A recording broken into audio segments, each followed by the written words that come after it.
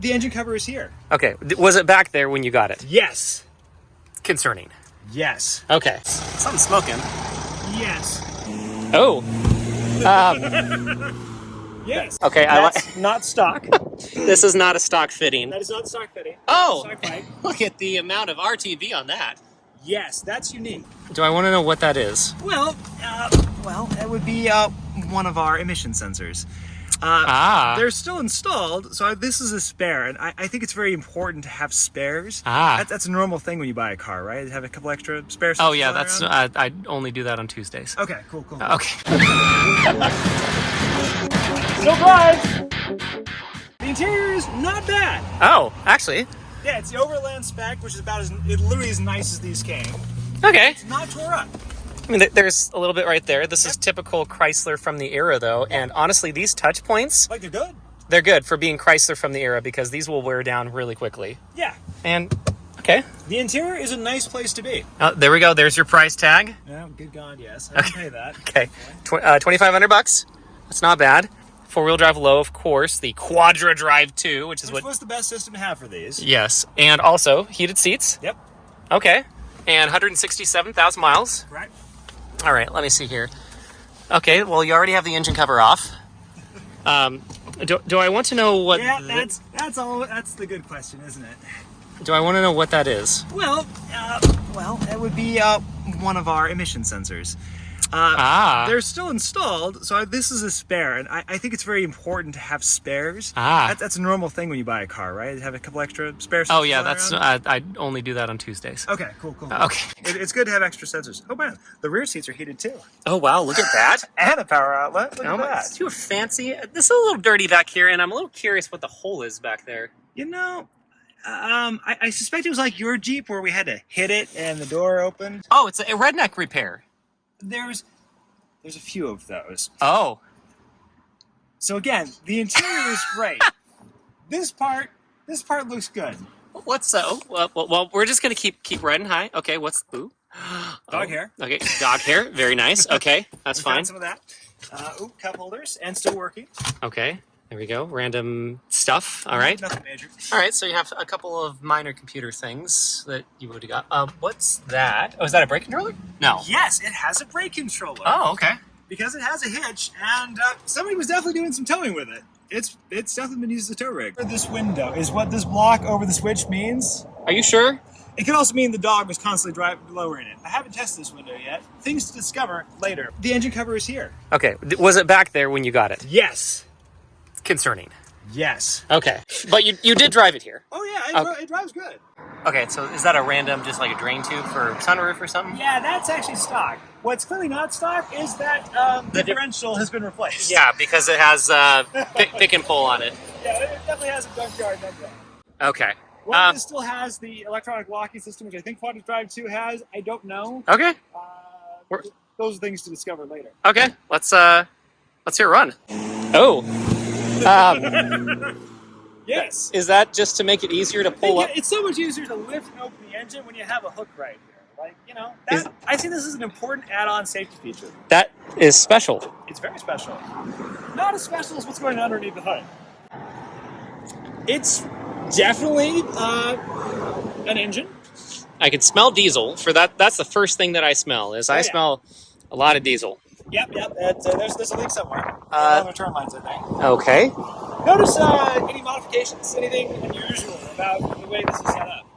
I'm noticing that there's a big, gigantic blue pipe. Correct, with a lot of silicone on it. That would be going down to the intercooler. Okay, that's not stock. This is not a stock fitting. That is not stock fitting. Oh, stock pipe. Look at the amount of RTB on that. Yes, that's unique. So that's special. Okay. Yes. What else do you see that may not be quite correct for this engine? That looks like a fun fitting from like a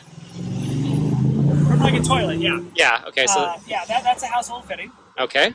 A couple of Mercedes symbols. So this is a Mercedes engine. Yep. All right. There we go. Absolutely is. So there we go. A few interesting repairs. At least they did with heat shrink. So that's nice. Yeah. I don't know what they were cutting out, but it's been this is interesting. Whatever that is.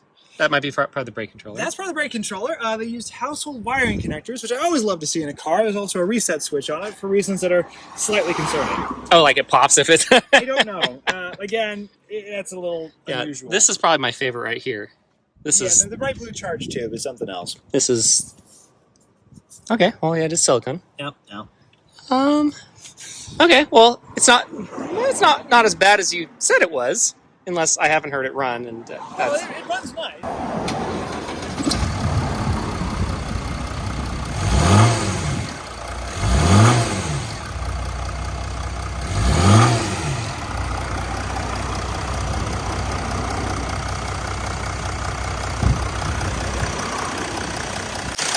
It sounds really good, right? Yeah. What happens when you put it under load? It has a lot of power. Oh. Like modified? Oh, okay. It's probably not stock. Oh. These you could probably sell because I'm guessing you're going to get off-road tires. Those are not staying on the And car. those are hideous rims. I mean, it doesn't seem like there's any rust underneath. There's a little bit, but like, I don't think it was originally an Oregon car. Like, you don't get stuff like this. Something's smoking. Yes. Do we dare both go on a drive? So one of the things that's part of the project nature of things, the fan, you have a choice of high or off currently. Makes it a bit warm in here, to be honest. Are these even working? I mean, I don't know. Oh, okay, yeah, that light was going on and off. The butt warmers are working. That's good. I've tried those guys. Yeah, these seats feel very good. Okay, and they feel nice. Like the interior is pretty good. Yeah, a little crack in the window here, but yeah. So I've been driving this around for like 10 minutes now. This thing is a hoot, and it drives really well. And for $2,500, it's not bad. It's not bad, and the torque is amazing. Do you know what the stock specs are for torque? Oh God, I don't know. I think these are like 220 horsepower, somewhere in the neighborhood. Yeah, that's horsepower, but torque is the high number in these things. 300, something like that. It has surprisingly good. Yeah, we haven't. I was gonna say it's a Jeep, so you're gonna go over things like that. A couple of cracks. Some bushings. Yeah, a couple of cracks. Is this like a 2007 or something like that? 2008. Okay. So we're gonna do a little bit of an acceleration run, but it's a Jeep, right? So you're high off the ground, but this thing has really good road holding. Yeah, it rides smooth too. This is based on the ML. Okay. Well, ML engine, but not the ML chassis. Because this is a Jeep chassis and Jeep platform. Gotcha. Right. So only the engine and driveline are out of the Mercedes. Is it 722.6? I believe so. Yeah. Oh, okay. So lots of familiarity with it. Yep. I wonder if the tuning that you've done with yours is carried over to this, where you can put it in the super low range. Remember, because on your ML when you put it in low and you put it in so it's got like a hill descent mode here as well. Oh, okay, so there's a button for it. Yeah, there's a button for it. There's a low range gearbox. That's all there. This one has kind of the traction control ATS type of system on it. Gotcha. This thing is just, it's for $2,500, this is a really good deal. And according to the trip computer, it's been getting 18 miles to the gallon, which is not bad for overall. I don't think, at least for a Jeep, because a friend of mine that had the gasoline version of this thing. No, I think most of the, especially the Overlands, you're talking the 5.7 or the big V8 Hemi engines, things like that, which did not get anywhere close to that kind of MPG. It doesn't smoke either. Like, there's no smoke. I don't know. I find that ridiculous.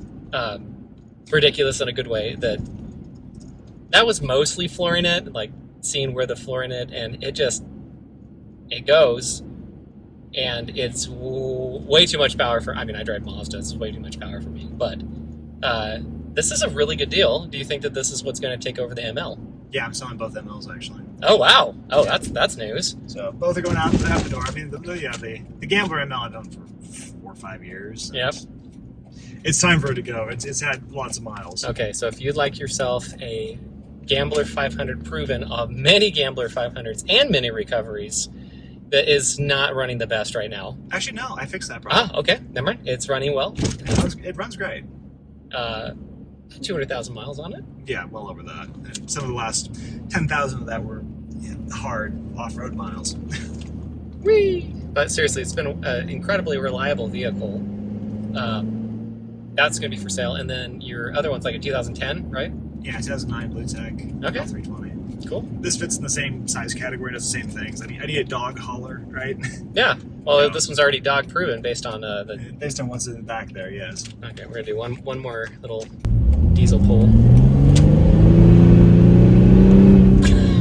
It's just so stupid. I'm stupid in a good way, but that's just wonderful. Hello, Mr. Sheriff. And the thing about this, though, is like you're moving and you look down at the speedometer and you're like, oh, I'm actually moving. So like when I'm driving my Subaru, when I'm driving even like my Mercedes, it's like I look down and I'm like, okay, like I'm kind of moving. But this one, I'm like, no, you're actually like, you know, moving. But that's all the fun that we have for today. So we have you have a rear view mirror. I know, rear camera. It's got the high end head unit. It's a Chrysler product, but you know. And then I hit the curb, not your other ML. I appreciate that. Yeah. Theoretically has backup sensors, but let's not test them yet. I can just turn them off. Yeah, they work. They're a thing. Please don't. Yeah. Okay, that's I do tend to sell that one. Oh, you have see the lights in the back? Huh? There they are. Oh, there they are. Okay, it's telling me that I'm very close to it. That. Yeah, this is really cool. Okay, so we did figure out that window works. Yep. And we figured out that all the windows go up and down. Yep. And do your power mirrors work? Okay. They worked. Power mirrors work. That's yeah, okay. Do we dare check to see if the sunroof works? No, I'm not doing that. I see that cloud. Yeah, those clouds. But honestly, like the steering feels great. The power door locks work? I haven't tested them yet. Okay. Actually, no, I didn't test them. They work fine. Okay, so I don't know about the cruise control. It's telling me something about my seat memory. And then this computer will tell me a couple of interesting things. Nothing crazy. Oh, you can change a lot of things. Oh, you have rain sensing wipers. Yes, that's the reason why. You can turn that off. It says service interval is off. Yeah, I'm not surprised by that. For reasons. Okay, 18 miles to the gallon, 300 miles on a range. That's really not bad. And you have this button that will automatically take you back to the compass no matter what. That's pretty cool. All right, well, Dale, I'm really excited to see what you end up doing with this and consolidating your fleet a little bit. A little bit.